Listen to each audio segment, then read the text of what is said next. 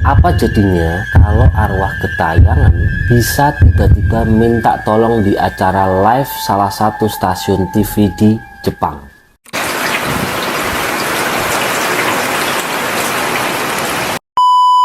Halo teman-teman, apa kabar? Selamat datang di channel YouTube Rinto Soedjarwo.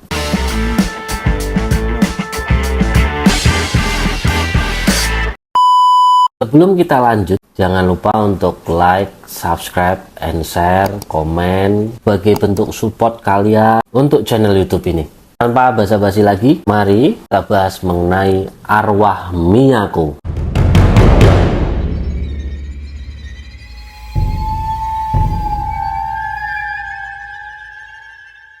Pada tanggal 26 Oktober 2009, masyarakat Jepang sempat heboh dengan berita hilangnya seorang mahasiswi bernama Miyako. Berita hilangnya Miyako ini semakin heboh pasalnya jika acara live salah satu stasiun TV di Jepang rekam suara tangisan perempuan yang diduga arwah Miyako. Cerita kasus yang menggemparkan ini dimulai suatu ketika Miyako yang merupakan seorang mahasiswi di sebuah perguruan tinggi sedang melakukan kerja part-time di toko es krim. Seperti biasa pada shiftnya selesai pada jam 10 malam. Tapi hal aneh muncul ketika Miyako yang harusnya membuang sampah di depan tong sampah mall ini tidak dikerjakan. Pada hari kedua setelah Miyako menghilang, orang tua Miyako sudah mulai mencemaskan keadaan putrinya. Sampai pada akhirnya mereka meminta bantuan polisi untuk mencari Miyako. Langkah pertama yang polisi lakukan saat setelah menerima laporan tersebut adalah memeriksa keluarga dan orang-orang terdekat Miyako pada hari ia menghilang. Kronologinya mulai ketika pada shiftnya ia tidak membuang sampah di depan mall seperti biasanya. Curigaan polisi akhirnya dimulai saat menyelidiki CCTV mall jalan pulang yang dilewati Miyako. Pada jalan pulang yang biasa dilewati Miyako ini ternyata ada 3 CCTV, tapi ketika dicek Miyako pun tidak terlihat pada CCTV tersebut.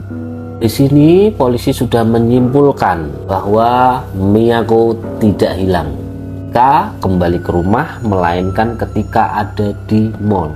Tidak sampai di situ, polisi masih terus menelusuri dengan bertanya kepada orang-orang di sekitar mall apakah ada yang mencurigakan atau melihat Miyako. Sayangnya usaha ini itu tidak membuahkan hasil sama sekali. Sampai pada suatu ketika setelah 1 bulan hilangnya Miyako, seorang lelaki yang sedang mencari jamur di gunung melihat penggalan kepala. Terkejut melihat hal tersebut, ia pun menelpon polisi dan penyelidikan pun dilakukan. Forensik saat itu menyatakan bahwa kepala yang dibawa ke lab merupakan kepala Miyako. Polisi pun langsung melakukan pencarian terhadap anggota tubuh Miyako. Telah ditemukan polisi mulai untuk pencarian pelaku berdasarkan hasil tim forensik. Singkatnya, 1 tahun kemudian kasus ini mengalami perkembangan di mana seorang pria berumur 33 tahun yaitu Yano Tomiharu dicurigai melakukan pembunuhan terhadap Miyako. Yano diduga melakukan pembunuhan karena dulunya ia adalah seorang mantan narapidana. Dugaan polisi ini membuahkan hasil ketika polisi melakukan pengecekan ke kediaman Yano. Mereka menemukan USB drive dan kamera yang ada di kamar Yano yang berisi foto-foto Miyako yang sangat banyak pada hari kejadian. Menurut N-System juga, mobil yang dikendarai oleh Yano pun deteksi berada di gunung tempat tubuh Miyako terpotong-potong. Dari hasil temuan polisi ini, No ditetapkan sebagai pelaku pembunuhannya. Tapi sayangnya Yano tidak bisa dihukum, teman-teman.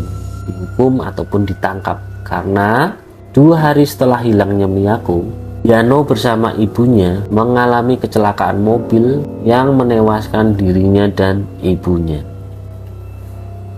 Meskipun sudah ditutup kasusnya, kasus ini masih heboh karena banyaknya masyarakat yang masih tidak percaya dengan penyelidikan polisi.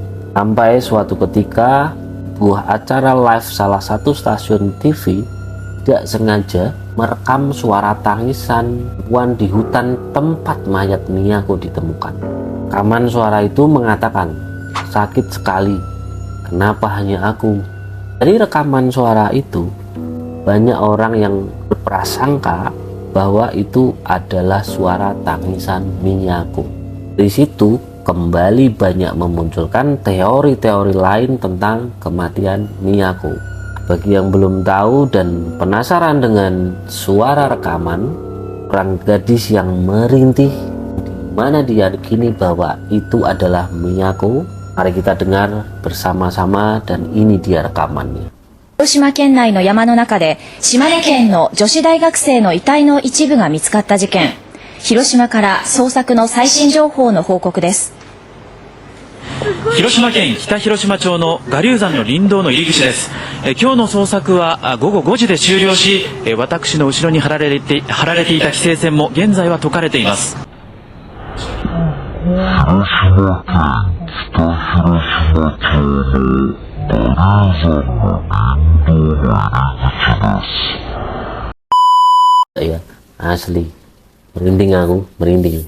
Ya, saat ini masih banyak orang yang percaya bahwa suara yang berada di rekaman tersebut itu adalah suara dari arwah Miyako. Entah itu benar atau tidak, kembali lagi saya serahkan ke asumsi teman-teman sendiri-sendiri.